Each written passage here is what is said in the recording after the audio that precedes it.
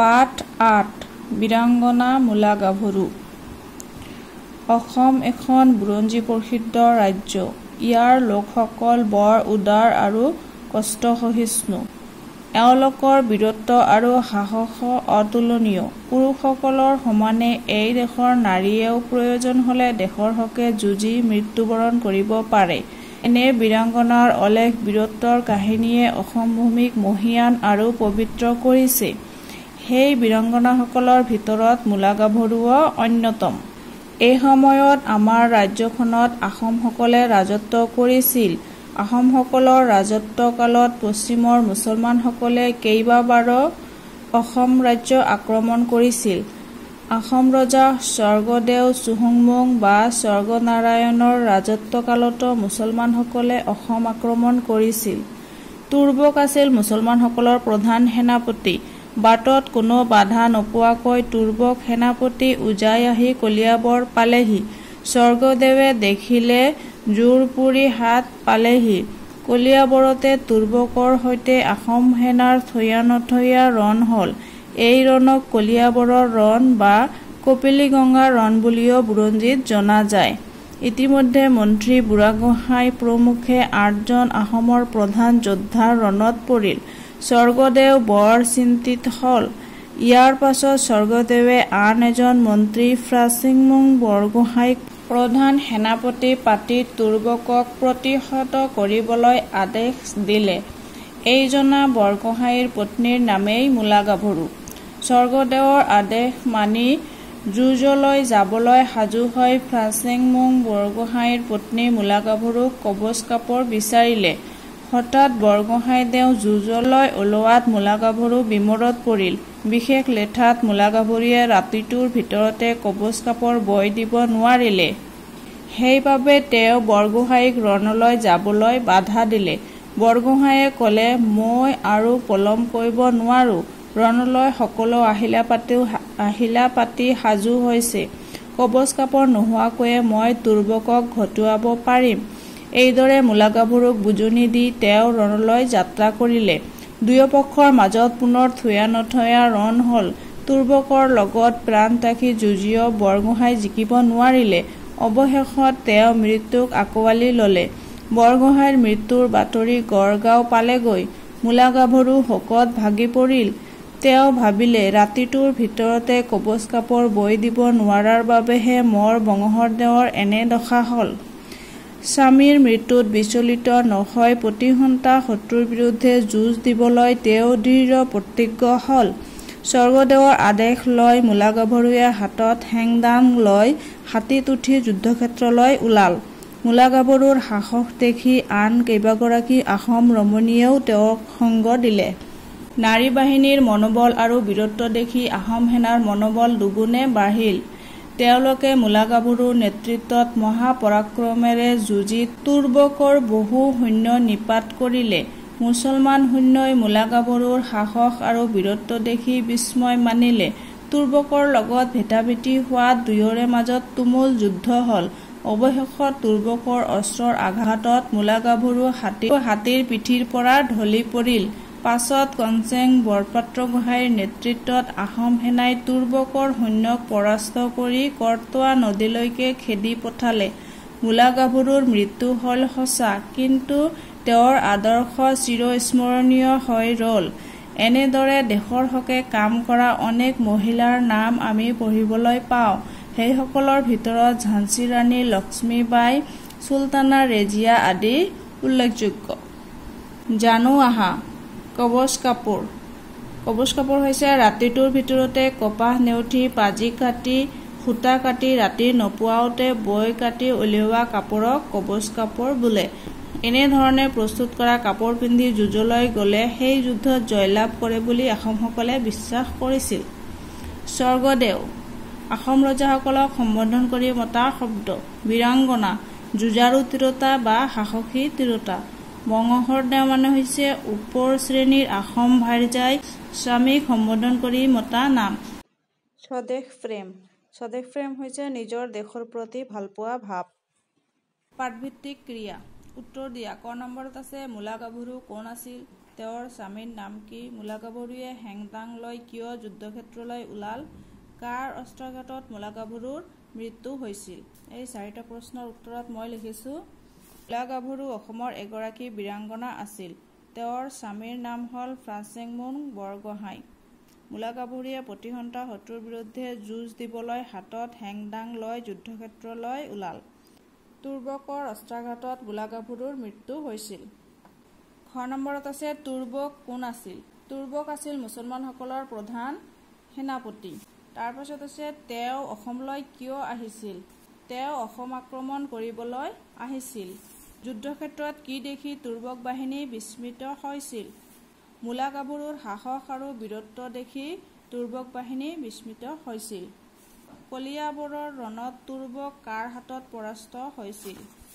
কলিয়াবৰৰ ৰণত তুৰ্বক কনচেং বৰপাত্ৰ গোহাঁইৰ হাতত পৰাস্ত হৈছিল। গ নম্বৰত আছে কলিয়াবৰৰ ৰণ কাৰ কাৰ মাজত হৈছিল? কলিয়াবৰৰ ৰণ আহোম আৰু মুছলমানসকলৰ মাজত হৈছিল। কলিয়াবৰৰ ৰণক আৰু কি নামেৰে জনা যায়? কলিয়াবৰৰ ৰণক কপিলীগঙ্গাৰ ৰণ নামেৰে জনা যায়। ঘ নম্বৰত আছে কবচ কাপোৰ কি? কবচ কাপোৰ হৈছে ৰাতিটোৰ ভিতৰতে কপাহ নেউঠি পাজি কাটি সূতা কাটি ৰাতি নপুৱাওঁতে বৈ কাটি উলিওৱা কাপোৰক কবচ কাপোৰ বোলে। ইয়াক কেনেকৈ তৈয়াৰ কৰা হয়? ইয়াক ৰাতিটোৰ ভিতৰতে কপাহ নেউঠি পাজি কাটি সূতা কাটি ৰাতি নপুৱাওঁতেই বৈ কাটি তৈয়াৰ কৰা হয়। মূলা গাভৰুৱে তেওঁৰ স্বামীয়ে কি কাৰণে ৰণত মৃত্যুবৰণ কৰা বুলি ভাবিছিল? মূলা গাভৰুৱে কবচ কাপোৰ বৈ দিব নোৱাৰাৰ বাবে তেওঁৰ স্বামীয়ে মৃত্যুবৰণ কৰা বুলি ভাবিছিল। ১ নম্বৰত আছে কোনজন আহোম ৰজাৰ দিনত তুৰ্বকে অসম আক্ৰমণ কৰিছিল? আহোম ৰজা স্বৰ্গদেউ চুহুংমুং বা স্বৰ্গনাৰায়ণৰ দিনত তুৰ্বকে অসম আক্ৰমণ কৰিছিল। সেইজন স্বৰ্গদেউক আন কি নামেৰে জনা যায়? সেইজন স্বৰ্গদেউক স্বৰ্গনাৰায়ণ নামেৰে জনা যায়। তুৰ্বকৰ হাতত ৮জন প্ৰধান যোদ্ধা মৰাৰ পাছত স্বৰ্গদেৱে কাক ৰণলৈ পঠাইছিল? ফ্ৰাচেংমুং বৰগোহাঁইক ৰণলৈ পঠাইছিল। পাৰ্থত মূলা গাভৰুৰ বাহিৰে আন কোন কোন বীৰাংগনাৰ নাম আছে? ঝান্সীৰ ৰাণী লক্ষ্মীবাই আৰু চুলতানা ৰেজিয়াৰ নাম আছে। কোনে কেতিয়া আৰু কিয় কৈছিল কোৱা? ক নম্বৰত আছে মই আৰু পলম কৰিব নোৱাৰো। ৰণলৈ সকলো আহিলা পাতি সাজু হৈছে। কবচ কাপোৰ নোহোৱাকৈয়ে মই তুৰ্বকক ঘটোৱাব পাৰিম। ইয়াৰ উত্তৰত আছে মূলা গাভৰুৱে ৰাতিটোৰ ভিতৰতে কবচ কাপোৰ বৈ দিব নোৱাৰি বৰগোহাঁইক ৰণলৈ যাবলৈ বাধা দিয়াৰ সময়ত ফ্ৰাচেংমুং বৰগোহাঁইয়ে পত্নী মূলা গাভৰুক উক্ত কথাষাৰ কৈছিল। খ নম্বৰ প্ৰশ্নত আছে ৰাতিটোৰ ভিতৰতে কবচ কাপোৰ বৈ কাটি দিব নোৱাৰাৰ বাবেহে মোৰ বংশধৰৰ এনে দশা হ'ল। এইটো তুৰ্বকৰ লগত হোৱা যুদ্ধত বৰগোহাঁইৰ মৃত্যুক আঁকোৱালি ল'লে। সেই খবৰ পাই মূলা গাভৰুৱে শোকত ভাগি পৰি উক্ত কথাষাৰ ভাবিছিল। ভাষা অধ্যয়ন যুক্তাক্ষৰ ভাঙি পঢ়ো আৰু লিখো আহা। ইয়াত যুক্তাক্ষৰ আছে মইলম ল আৰু নয়হস্য। মই যোগ ল মইলম ল হৈছে আৰু দুটা শব্দ আছে ম্লান অম্লান আৰু নয়হস্য দন্ত ন যোগ দন্ত হ যোগ হয় নয়হস্য হৈছে ইয়াৰ দুটা শব্দ হৈছে ফ্ৰান্স ঝান্সী। ইয়াতো ভাঙি দেখুৱাই দিছে, গঠন কৰি দেখুৱাই দিছে।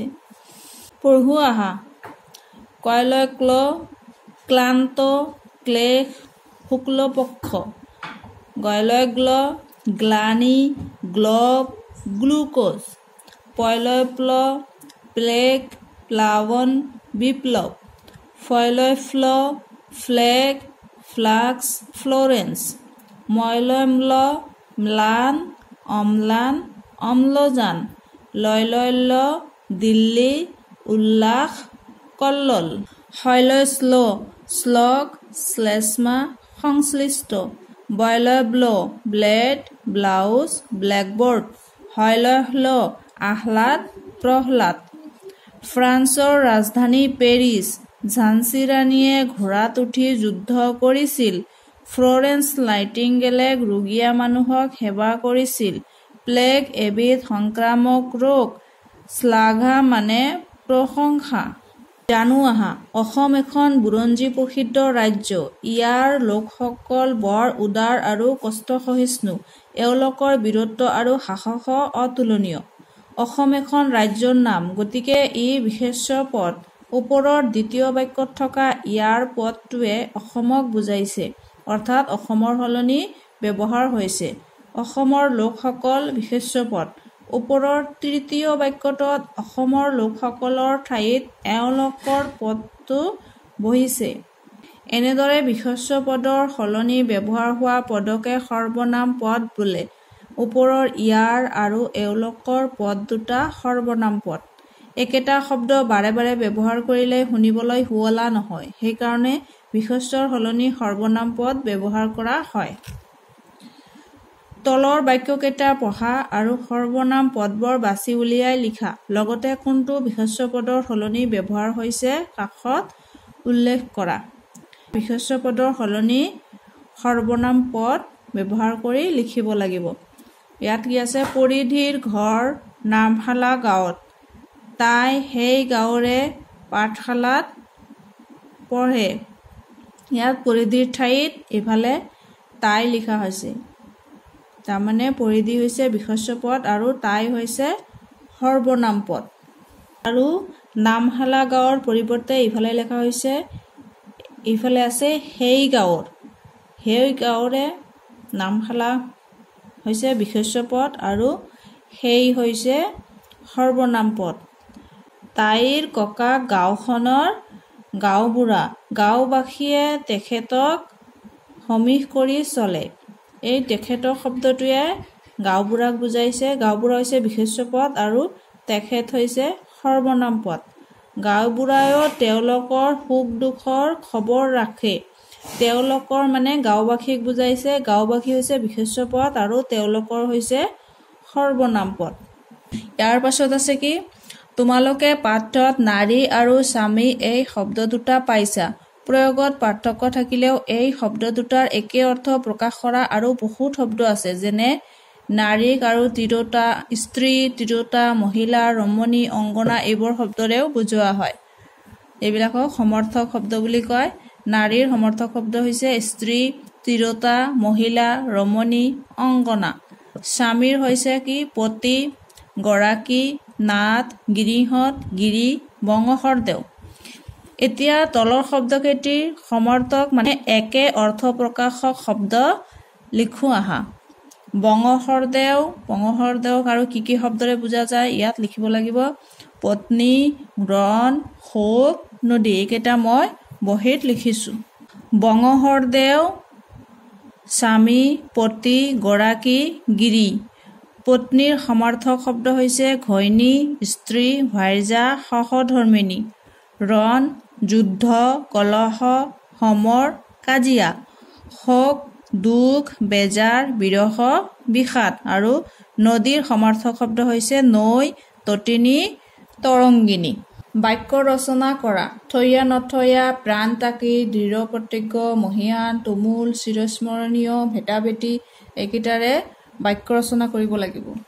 থৈয়া নথৈয়াৰে মই লিখিছো, আহোম আৰু তুৰ্বকৰ মাজত থৈয়া নথৈয়া যুদ্ধ হৈছিল। প্ৰাণতাকী, তুৰ্বকৰ লগত প্ৰাণতাকী যুঁজিও বৰগোহাঁই জিকিব নোৱাৰিলে। দৃঢ় প্ৰতিজ্ঞ, মূলা গাভৰুৱে শত্ৰুৰ বিৰুদ্ধে যুঁজ দিবলৈ দৃঢ় প্ৰতিজ্ঞ হ'ল। মহীয়ান, মূলা গাভৰুৰ বীৰত্বৰ কাহিনীয়ে অসম ভূমিক মহীয়ান কৰিছে। তুমুল, আহোম আৰু তুৰ্বকৰ মাজত তুমুল যুদ্ধ হৈছিল। চিৰস্মৰণীয়, বীৰংগনা মূলা গাভৰু মৰিও অমৰ হৈ আমাৰ বাবে সদায় চিৰস্মৰণীয় হৈ থাকিল। ভেটাভেটি, যুদ্ধক্ষেত্ৰত মূলা গাভৰুৰ সৈতে তুৰ্বকৰ ভেটাভেটি হৈছিল। জানো আহা, চুলতানা ৰেজিয়া।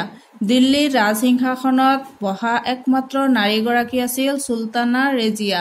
মোগল সাম্ৰাজ্যৰ পূৰ্বে দিল্লীৰ শাসন আছিল দাস বংশৰ হাতত। এই দাস বংশৰে জীয়ৰী চুলতানা ৰেজিয়া। অতি কম সময়তে শত্ৰুৰ ষড়যন্ত্ৰত ৰেজিয়াই স্বামীসহ যুদ্ধক্ষেত্ৰত প্ৰাণ দিব লগা হয়।